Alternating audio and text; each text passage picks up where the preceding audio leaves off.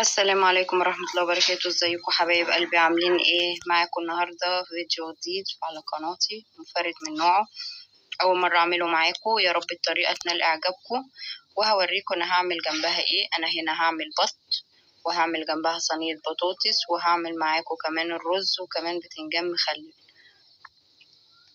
وطبعا احنا جهزنا الخضار بتاعنا وغسلناه كويس قوي وظبطناه كده. وطبعا البطاية مغسولة حلوة قوي قوي قوي ومنقوعة. وتعالي بقى اقولك، انا هنا جبت اكبر حلة عندي وحطيت فيها ورق لورا وحبهان وبصل وطماطم وكمان عود قرفة عشان يشيل زفارة اي حاجة. وهنزل كده بالبطاية في المية بعد ما غليت. البط يا جماعة وهو بيستوي بيبقى عايز حاجة كبيرة يستوي فيها عشان ما تتهريش مننا. وهسيبها على النار كده واغطي عليها، ويلا نشوف هنعمل البطاطس بتاعتنا ازاي. انا هنا قلت الاول ارجع اوريكم هي بعد ما بتغلي عامله ازاي. بصي الدسم اللي طلع منها. طبعا احنا كلنا عارفين ان البط دسم جدا، اصحاب الرجيم يمتنعوا عن الطريقه ديت. وتعالي اوريكي بقى طريقتي في عمل البطاطس، ان شاء الله تعجبك وتجربيها وتعتمديها. انا بصراحه من ساعه ما جربتها عجبتهم جدا جدا، وما بقتش اعمل غير بيها. الطريقه دي جميله قوي قوي قوي. انا هنا نزلت بمعلقه سمنه كبيره ومعها معلقه زيت، وبعد كده نزلت بالبصل عليهم. طبعا خلينا متفقين ان كل شيخ وليه طريقه والطرق مختلفه والأطعمة كمان مختلفه. انا هنا بعد ما نزلت بالبصل، انتي طبعا براحتك تزودي الكميه تقللي الكميه حسب ما بتحبي.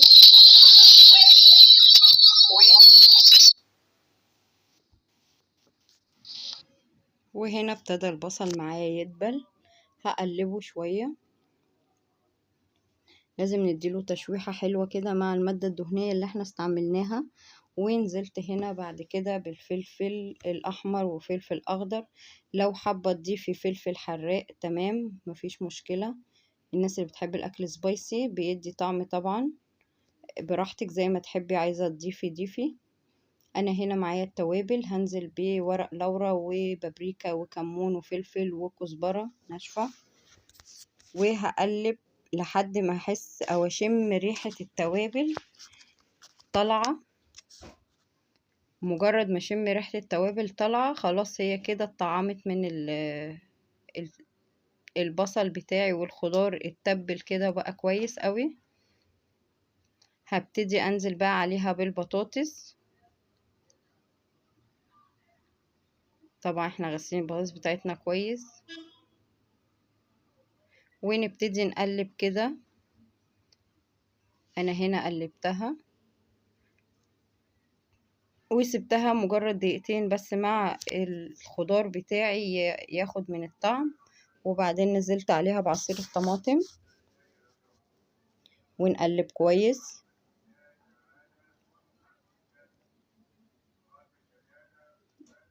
كده. الدنيا بقت تمام، وهي البطاطس عندي هنا بتغلي. هنزل بيها بقى في الفرن واسيبها تكمل سوا في الفرن.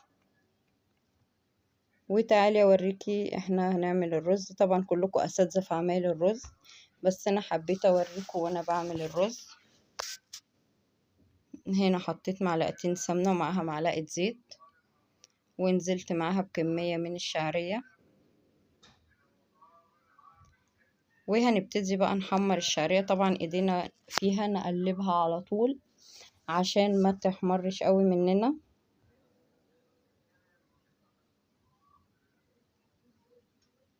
نقلب الشعريه حلو كويس لحد ما نوصل طبعا للون اللي احنا عايزينه.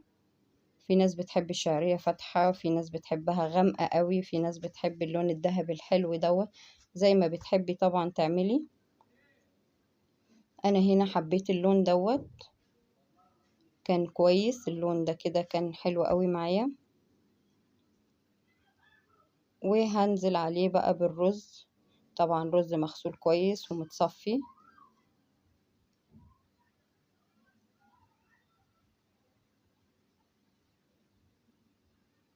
تمام كده.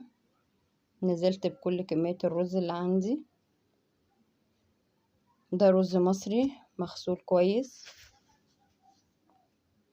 وقلبته كده. شوحنا الرز مع الشعرية كويس، وبعدين نزلنا عليه بالمية ونقلب كويس. نقلب تقليبة حلوة كده، ندمج كله مع بعضه، وهنسيبه على النار لحد ما يتشرب. وهنا عندي البطاية رجعنا لها تاني. انا عندي هنا البطاية بتاعتي 3/4 سوا او نص سوا، انا ما خليتهاش استوت للاخر. وتعالي اوريكي بقى هنعمل ايه في البطاية. انا هنا عندي طاسة فيها مادة دهنية، ومعايا بصلاية كبيرة. بصلاية كبيرة دي دبلت، نزلت عليها بالكبد والقوانص بتاعة البطاية، شوحتهم مع بعض، ونزلت عليها بشوية كده من الفلفل الأحمر وشوية من الفلفل الأخضر،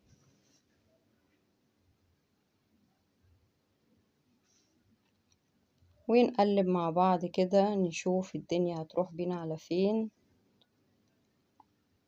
تمام. هنبهر الخضار بتاعنا دوت، شوية ملح وشوية فلفل. وهنا احنا وصلنا للخضار المطلوب، شوحناه ما سويناهوش للآخر، وهنحشي بيه البطاية.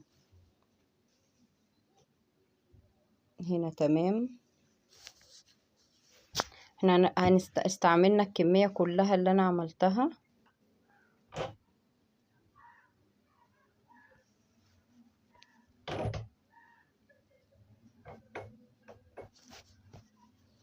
كده احنا خلصنا كل الكمية اللي احنا حطيناها معاكم.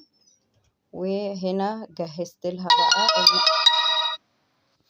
السائل اللي هندهنه بيه. ده عبارة عن عصير طماطم، بابريكا، وملح وفلفل وكمون، ومعلقة من الزيت.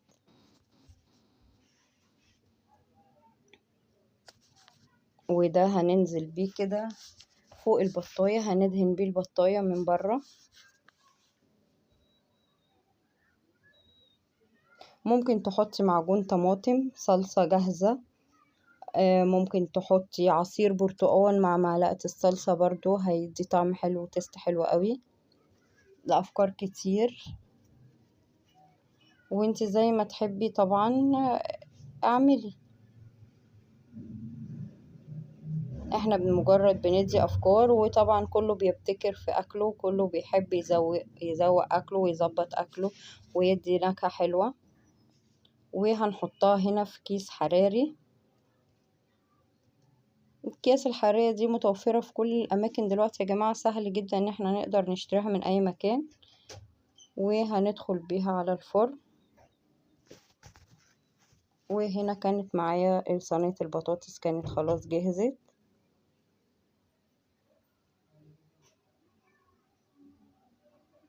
خلاص كانت استوت وبقت زي الفل تمام. في ناس بتحمر تحت الشواية، لكن أنا بحب المنظر اللي قدامكم ده، بيبقى طعمه جميل جدا جدا.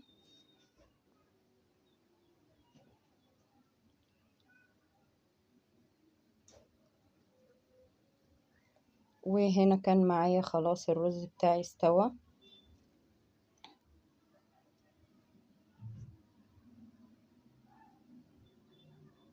خلاص كده كان وصل للسوى المطلوب تمام.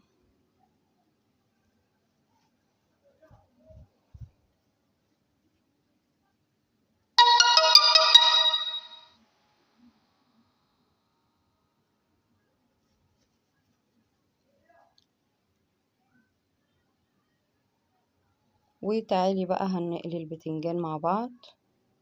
طبعا احنا جبنا البتنجان ونضفناه كويس وغسلناه حلو قبل ما نقليه.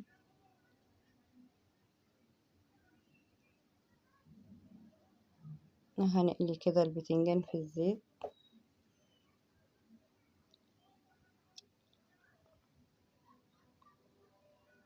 احنا حمرنا بجنب وقلبنا الجنب التاني عشان طبعا يستوي كويس من كل الجهات. وبكده يكون معايا البتنجان استوى، وانا نزلت هنا بقرن الفلفل الحراق عشان الفلفل مبياخدش وقت، فحطيته دقيقتين في الاخر. مجرد ما هنطلع البتنجان هيبقى خلاص هو كمان استوى. وادي البطاية بتاعتنا بعد ما طلعت من الفرن. طبعا انا فتحت الكيس واتحمرت حلوة قوي اهي من كل الجناب زي ما انتوا شايفين معايا كده. وهنا كده كان التقديم بتاعي. ادي البتنجان بعد ما خلصناه، وادي البطاطس باص مستوية ومرملة وجميلة جدا جدا وحلوة قوي. وادي هنا معايا الرز والوحش بتاعنا طبعا البطاية.